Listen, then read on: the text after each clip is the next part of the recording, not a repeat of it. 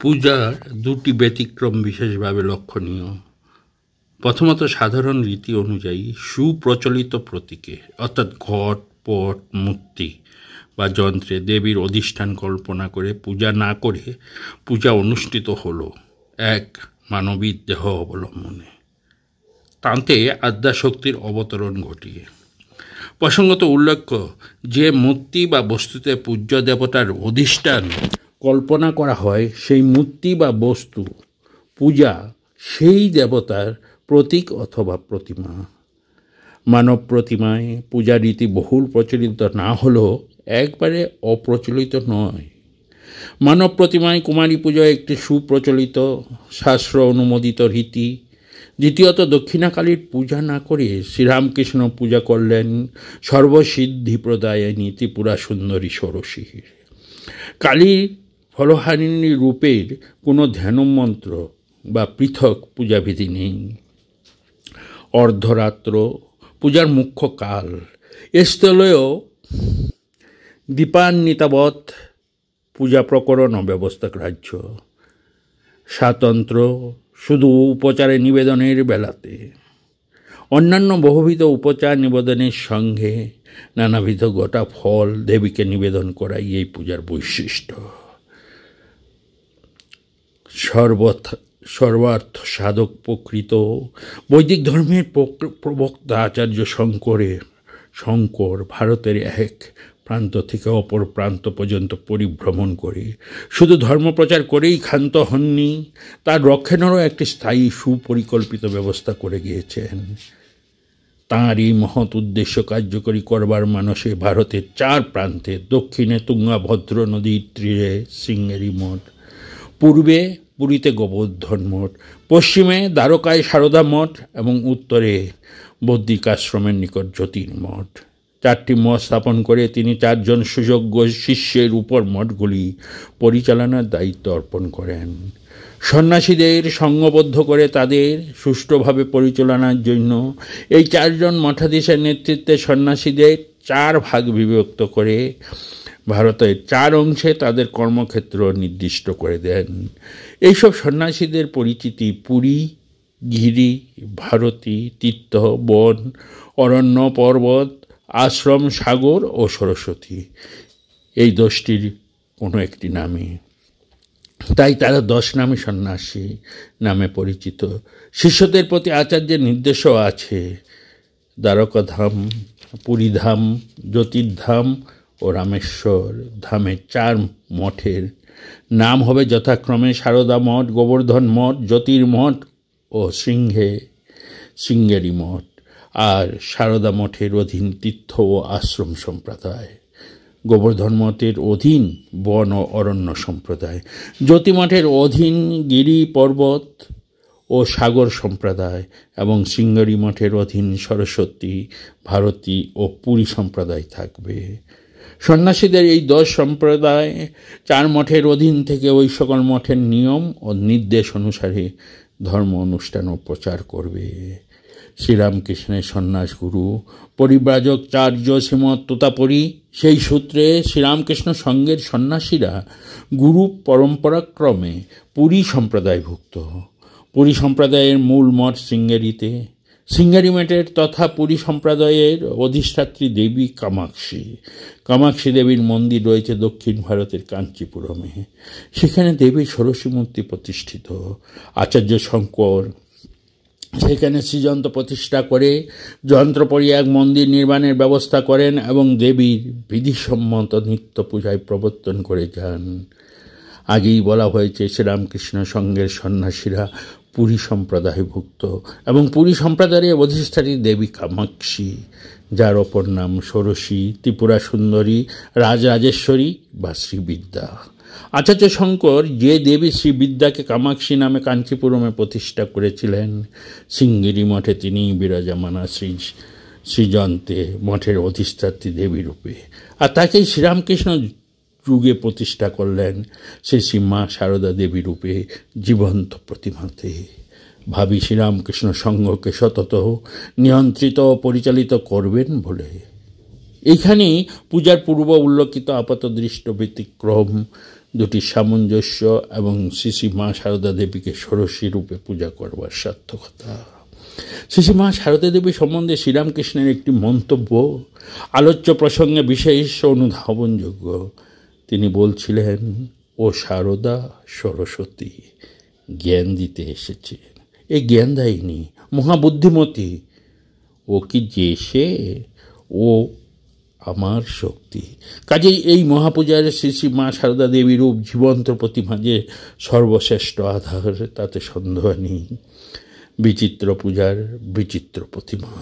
শ্রীরামকৃষ্ণ কিন্তু এত সব চিন্তা করে কোনো পূর্ব পরিকল্পনা অনুযায়ী সরস্বতী পূজা করেননি, আর করবেনই বা কীরূপে। ঈশ্বরের প্রতি সম্পূর্ণ নির্ভর করিয়া যাহারা জীবনে প্রতিক্ষণ প্রতিকার্য করিতে অভ্যস্ত হইয়াছেন, তাহারা স্বয়ং মতলব আঁটিয়াও কখনো কোনো কার্যে অগ্রসর হন না। আত্মকল্যাণ বা অপরের কল্যাণ সাধন করিতে তাহারা আমাদিগের নেই। পরিচ্ছন্ন ক্ষুদ্র বুদ্ধির সহায়তা না লইয়া শ্রী ভগবানের বিরাট বুদ্ধির সহায়তা ও ইঙ্গিতের প্রতীক্ষা করিয়া থাকেন। কাজেই শ্রী ভগবানের ইচ্ছায় যে স্বাভাবিকভাবেই শ্রীরামকৃষ্ণ জীবনে এসব ঘটেছে তা বলা নিষ্প্রয়োজন। স্বাভাবিক ভাবে ঘটে থাকলেও তার জীবনের প্রতিটি ঘটনাই যে বিশেষ তার তাৎপর্য প্রবাহ, তার অন্যতম নিদর্শন শ্রী মা সারদা দেবীকে ষোড়শী রূপে পূজা করার ঘটনা। তাকে ষোড়শী রূপে পূজা করে শ্রীরামকৃষ্ণ একদিকে যেমন শ্রী মা সারদা দেবীর পূর্ণ বিকাশের দ্বার অর্গলমুক্ত করেছিলেন, অপরদিকে আনুষ্ঠানিকভাবে তাকে প্রতিষ্ঠা করেছিলেন ভাবী সঙ্গের অধিষ্ঠাত্রী দেবী রূপে। তাই ফলরানী কালী পুজোর দিনটি শ্রীরামকৃষ্ণের সঙ্গে বিশেষ তাৎপর্যবহ একটি ঐতিহাসিক স্মরণীয় বরণীয় দিন। স্বামী প্রমেয়ানন্দজি মহারাজের লিখিত বক্তব্য থেকে পড়ে নিজেও মোহিত হলাম এবং সেটাও আপনাদের শোনাবার চেষ্টা করলাম। পুনরায় আপনাদের জানাই আন্তরিক প্রীতি, শুভেচ্ছা ও ভালোবাসা। আগামী 26শে মে আপনারা জানেন সন্ধ্যা আরতির পর ষোড়শী পুজো। এটা সাধারণত দশপ্রচারে হয়। আপনারা সকলকে রামকৃষ্ণ মিশন শিলং আশ্রম থেকে জানাই সাদর আহ্বান। ধন্যবাদ।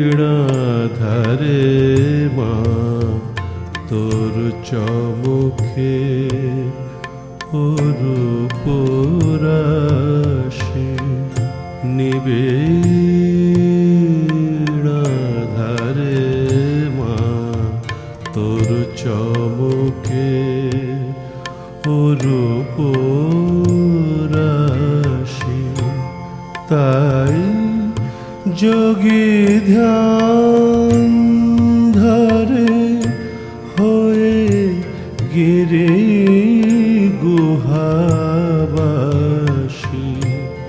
তাই যোগী ধ্যান ধরে হয়ে গিরি গুহাবাসী,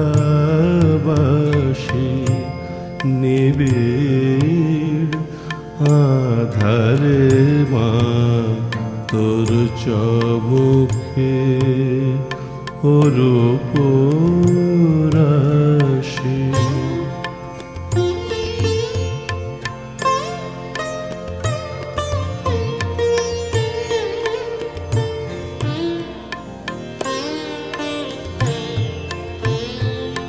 অনন্ত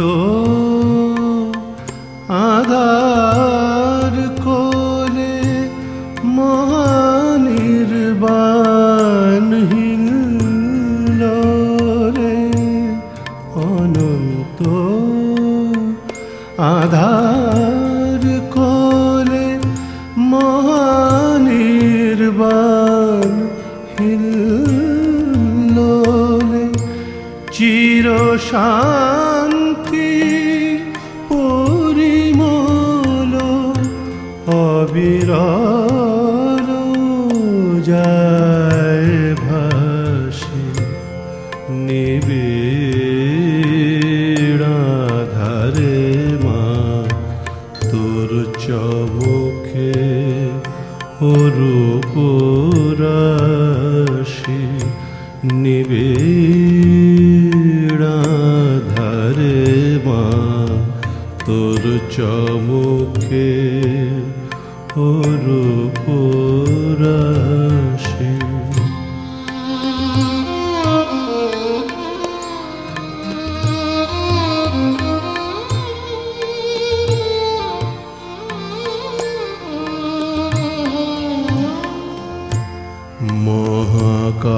মহাকাল রূপ ধরি আধার বসন পরি সমাধি মন্দিরে ওমা কে গো তুমি একা বসি, মহাকাল রূপ ধরি আধার বসন পরি সমাধি মন্দিরে ওমা কে গো তুমি একা বসি, অভয় পদ কমলে প্রেমের বিজুলি খেলে,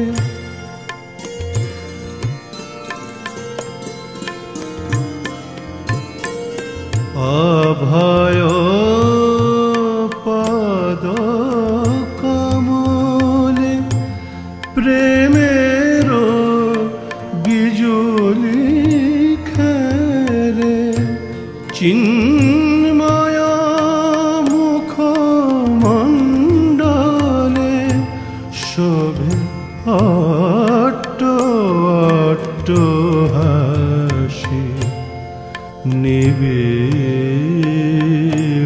আধারে মা তোর চমকে অরূপ রাশি। তাই যোগী ধ্যান ধরে হয়ে গিরি গুহাবাসী নিবিড় আধারে মা তোর চমকে অরূপ রাশি।